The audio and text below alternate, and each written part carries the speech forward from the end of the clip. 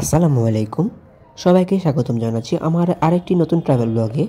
আজ আমি ট্রাভেল করব সেন্ট মার্টিন সৌহার্দ্য পরিবহনের উদ্বোধনী ট্রিপে ঢাকা থেকে পাবনা রুটে। পাশাপাশি আমি আমার ট্রাভেল পার্টনারদের সম্পর্কে আলোচনা করব এই ভিডিওতে। পাশাপাশি কোন বাসে করে জার্নি করেছি এবং জার্নি সকল ধরনের রিভিউ শেয়ার করব আজ এই নতুন ভিডিওতে। আমি এই ভিডিওটিকে এমনভাবে নির্মাণ করার চেষ্টা করেছি যাতে আপনারা অনুভব করতে পারেন যে আপনারা আমার সাথে ট্রাভেল করছেন। সম্পূর্ণ ট্রাভেল ব্লগটি অ্যানালাইসিস করার জন্য আমি আপনাদের সাথে রয়েছি শামীম আলম। তবে চলুন দেরি না করে শুরু করা যাক আজকের এই ট্রাভেল ব্লগটি, ট্রাভেল উইথ সেন্ট মার্টিন সৌহার্দ্য পরিবহন।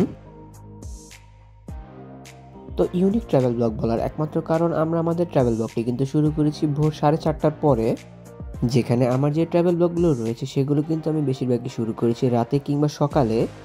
ভোর 4:40 কিন্তু আমাদের ভ্রমণকারী বাসটি কক্সবাজার থেকে ঢাকা এসে পৌঁছায়, তখন আমরা বাসে উঠে পড়ি এবং 4:44 কিন্তু আমাদের জার্নি শুরু হয় পাবনার উদ্দেশ্যে।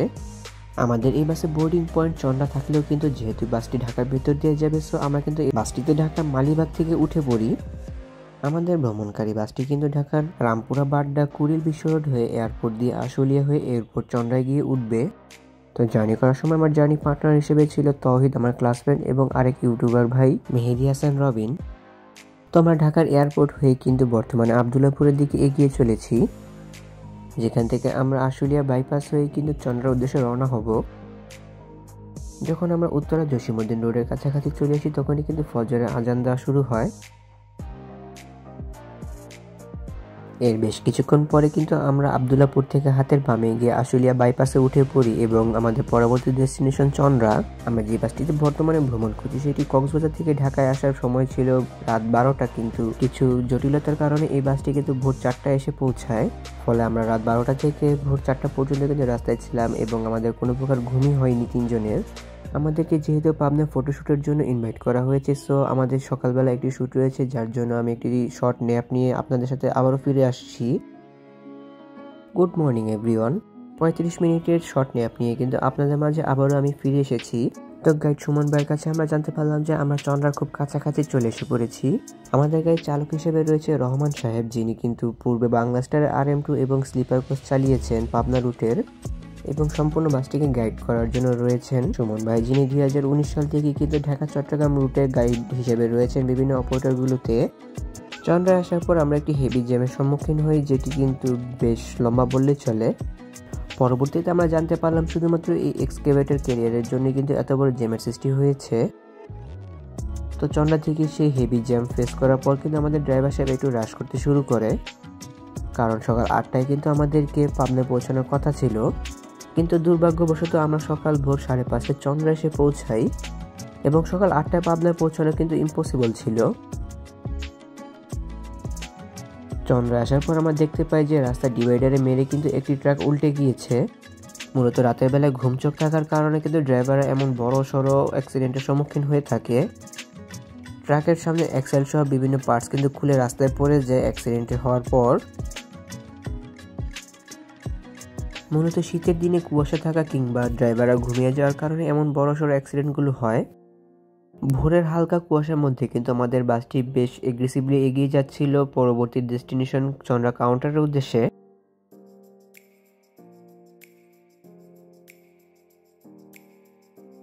5:40 কিন্তু আমরা চন্দ্রা কাউন্টার এসে পৌঁছাই, যেখান থেকে আমাদের গাড়িতে কিন্তু পাবনার জন্য 4 জন যাত্রী উঠে এবং কক্সবাজার থেকে 3 জন যাত্রী সহ আমাদের বাসের সর্বমোট যাত্রী ছিল 7 জন এবং আমরা 3 জন সহ সর্বমোট ছিলাম 10 জন। ভোর হওয়ার কারণে কিন্তু সকালের আবহাওয়া বেশ শীতল ছিল। চলুন মেহেদি হাসান রবিন ভাইয়ের মুখ থেকে শুনে আসা যাক আবহাওয়ার কি অবস্থা। রবিন, শীত লাগে? শীত লাগে, শীত লাগে। We are very excited.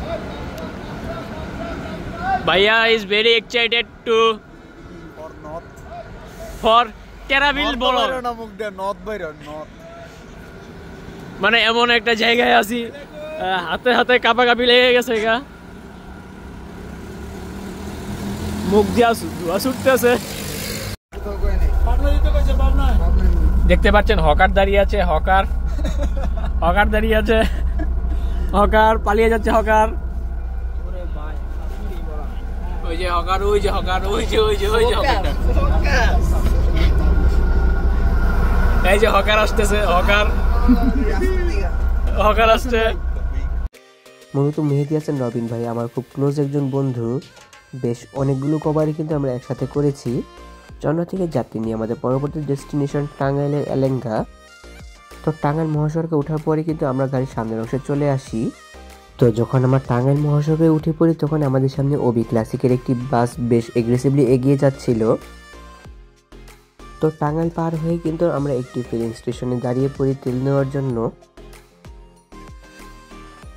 তেল নেওয়ার পর আমরা কিন্তু আমাদের জার্নি আবারও শুরু করি। আমাদের ভ্রমণকারী বাসটিকে নির্মাণ করা হয়েছে ভারতীয় Ashok Leyland 12 MP CRS version চেসিসের উপর। এই মডেলের চেসিসগুলোতে কিন্তু এই সিরিজের 225 হর্স পাওয়ার বিশিষ্ট একটি ইঞ্জিন ব্যবহার করা হয় এবং এই বাসগুলোর সামনের চাকায় ও পেছনের চাকায় থাকে এয়ার সাসপেনশনের ব্যবহার, যার জন্য বাসগুলো বেশ কমফোর্টেবল হয় জার্নি করার জন্য। অশোক লেল্যান্ড ব্র্যান্ডের বিভিন্ন ভেরিয়েন্ট চেসিসগুলোর মধ্যে কিন্তু আমার কাছে এই ভেরিয়েন্টের চেসিসগুলো একটু ভালো লাগে, কারণ এই মডেলের চেসিসগুলোর ইঞ্জিনে কিন্তু বেশ ভালো পরিমাণের পাওয়ার ব্যবহার করা হয়, পাশাপাশি বেশ কমফোর্টেবল মানের এই বাসগুলোর সাসপেনশন। তো এলেঙ্গায় ঢোকার আগে কিন্তু আমাদের সাথে বিশাল এক জ্যামের দেখা হয়ে যায়। তখনই আমি বুঝতে পারি আমাদের ট্রাভেল করার জন্য কিন্তু বেশ বড় একটি ভোগান্তি শুরু হয়ে গিয়েছে এখান থেকেই। তো আমাদের ভ্রমণকারী বাসের ড্রাইভার সাহেব রহমান দাদা কিন্তু একবার সার্ভিস লেন একবার মেইন লেনে গিয়ে কিন্তু রাস্তা কভার আপ করার চেষ্টা করছিল। 2 ঘন্টা পর কিন্তু আমরা টাঙ্গাইল নাটিয়াপাড়ার সেই হেভি জ্যাম থেকে রক্ষা পাই। তো জ্যাম ফেস করে বের হওয়ার পরে কিন্তু ট্রাফিক পুলিশ আমাদেরকে এলেঙ্গার একটি বাইপাস দিয়ে ডিরেক্ট যমুনা সেতুর কাছাকাছি চলে যাওয়ার একটি রাস্তা দেখিয়ে দেয়। কিন্তু কপাল খারাপ হলে যা হয়, আমরা বাইপাস শেষ করে যমুনা সেতুর টোল দেওয়ার আগে কিন্তু বেশ বড় আরেকটি জ্যামের দেখা পাই। সারা রাত না ঘুমিয়ে আমাদের অবস্থা কিন্তু এরকম হয়ে গিয়েছিল। এত বড় জ্যাম ফেস করতে হবে তা আমার আগে কোনো প্রকার আইডিয়া ছিল না। কুয়াশার মাঝখান দিয়ে যতটুকু চোখ যায় ততটুকুই কিন্তু জ্যাম ফেস করতে হচ্ছে সবাইকে। জ্যাম কাটিয়ে ওঠার পর কিন্তু ট্রাক বা সবাই অনেক এগ্রেসিভ হয়ে পড়ে কে কার আগে চলে যাবে। তো আমাদের ড্রাইভার সাহেব রহমান দাদা কিন্তু বেশ স্কিলফুল, সে বেশ দক্ষতার সাথে কিন্তু গাড়িটিকে এগিয়ে নিয়ে যাচ্ছিল। মূলত সকাল হওয়ার কারণে কিন্তু আমাদেরকে বড় একটি জ্যাম ফেস করতে হয়। যতক্ষণ আমরা যমুনা সেতুর উপর উঠছিলাম তার আগ পর্যন্ত কিন্তু আমাদেরকে ট্রাকের একটি ভালো চাপ ফেস করতে হয়েছে। তো চলুন সিরাজগঞ্জের আগে সেই ধুলাময় রাস্তার একটু অরিজিনাল ভিউটি দেখে আসা যাক গাড়িটির অরিজিনাল সাউন্ডের সাথে। যদি কেউ উপভোগ করতে না চান তাহলে স্কিপ করে কিন্তু সামনে চলে যেতে পারেন।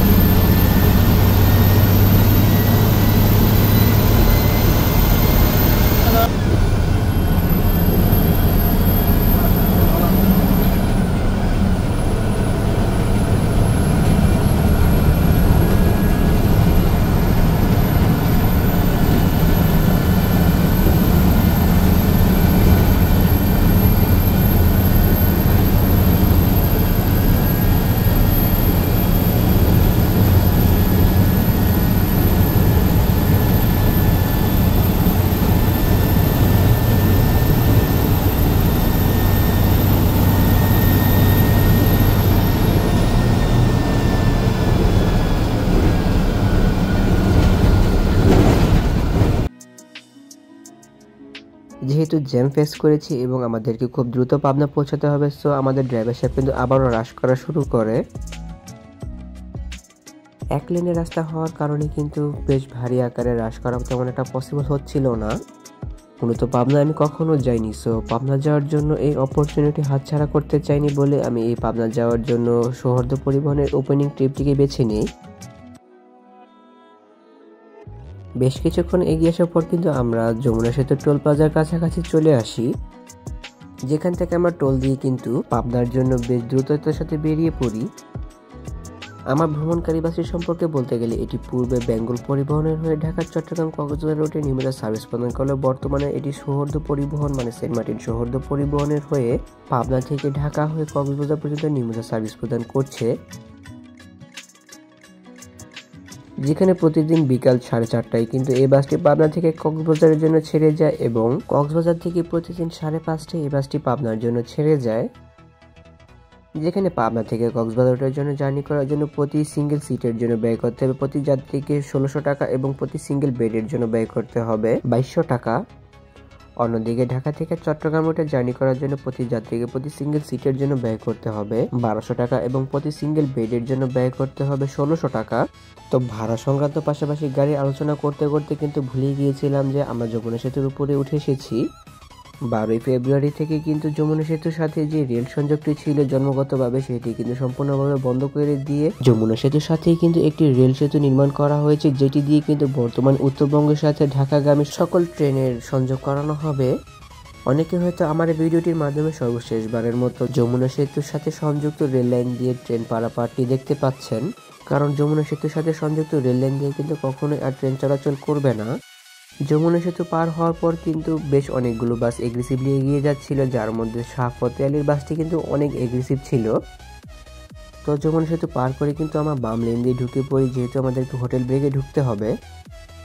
সকাল 10:45 কিন্তু আমাদের সিরাজগঞ্জে অবস্থিত ন্যাশনাল ফুড ভিলেজে একটি যাত্রা বিরতি দেওয়া হয়, যেখান থেকে নেমে কিন্তু আমি আপনাদেরকে আমাদের ভ্রমণকারী বাসটিকে সম্পূর্ণ দেখানোর চেষ্টা করেছি। হোটেল বিরতিতে এসে আমাদের সাথে একটি স্ক্যাম হয়ে যায়, চলুন সবার মুখ থেকে সেই স্ক্যাম সম্পর্কে একটু জেনে আসি। রবিন ভাই কেকটা তো খাইতেছেন, এটার মতামত কি একটু কম, তো কি খাইতেছেন আপনি? কি ভাই বন্ধু তুমি তো কেকটা খাইলা না, তুমি বাটটা এটা খাইয়া কি মনে করলা গাও তো একটু? কেক রুপি ভাত খাচ্ছি, মানে দুজনের মতামত কি, তারা কেক রুপি ভাত খাচ্ছে। আমি একটু খাই, একটু ধরো বন্ধু। এই যে দেখেন কেকটাকে এভাবে নিতে হবে ভাতের মতো, চাপো বন্ধু, গাড়ি আসতেছে, এভাবে নিয়ে এইভাবে যেন বিসমিল্লাহ বলে মুখে জল দিবেন, প্রসাদ হইতে পারে, সমস্যা নেই। টু বি অনেস্ট, হাইওয়ে যে হোটেলগুলো রয়েছে সেগুলো যে মানুষের পকেট কাটে তার প্রমাণ এটি। তবে হোটেল বিরতিতে এসে কিন্তু একটি নতুন এক্সপিরিয়েন্স হলো, যেন ন্যাশনাল ফুড ভিলেজে এসে আর কোনোদিন কিছু না খাই। তো 25 মিনিট হোটেল ব্রেক দেওয়ার পর কিন্তু আমরা আবারও পাবনার উদ্দেশ্যে রওনা হই।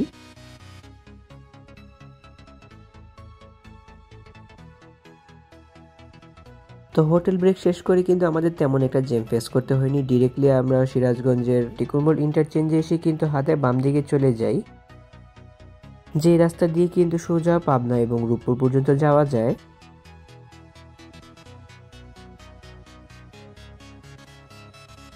টু বি অনেস্ট, এই রাস্তার যে ভিউ সেটি দেখে কিন্তু যে কেউ প্রেমে পড়তে বাধ্য। তবে চলুন গাড়ির মেইন ইঞ্জিন সাউন্ডের সাথে পাবনা অভিমুখী সবুজ গাছে ঘেরা প্রাকৃতিক সুরঙ্গের সৌন্দর্যতা উপভোগ করে আসা যাক। যদি কেউ উপভোগ করতে না চান তাহলে স্কিপ করে কিন্তু সামনে চলে যেতে পারেন।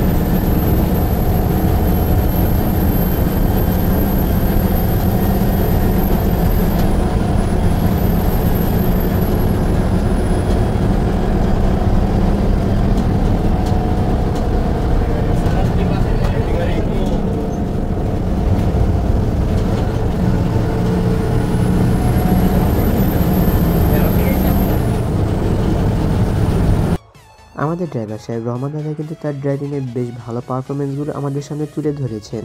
প্রথমত আমি ভেবেছিলাম যে লেলেন গাড়ি অনুযায়ী আমাদের 10 থেকে 12 ঘন্টা লাগতে পারে পাবনায় পৌঁছাতে, কিন্তু আমরা হেভি জ্যাম ফেস করেও কিন্তু মাত্র 7 ঘন্টায় পাবনায় গিয়ে পৌঁছাই।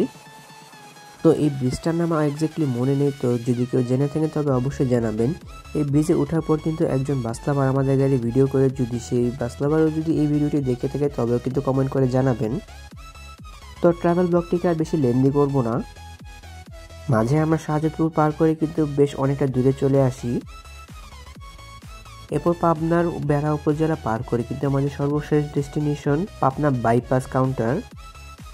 হাতে একা দৃশ্যের মতো প্রকৃতি উপভোগ করতে করতে কিন্তু আমরা পাবনার উদ্দেশ্যে ছুটে চলেছি।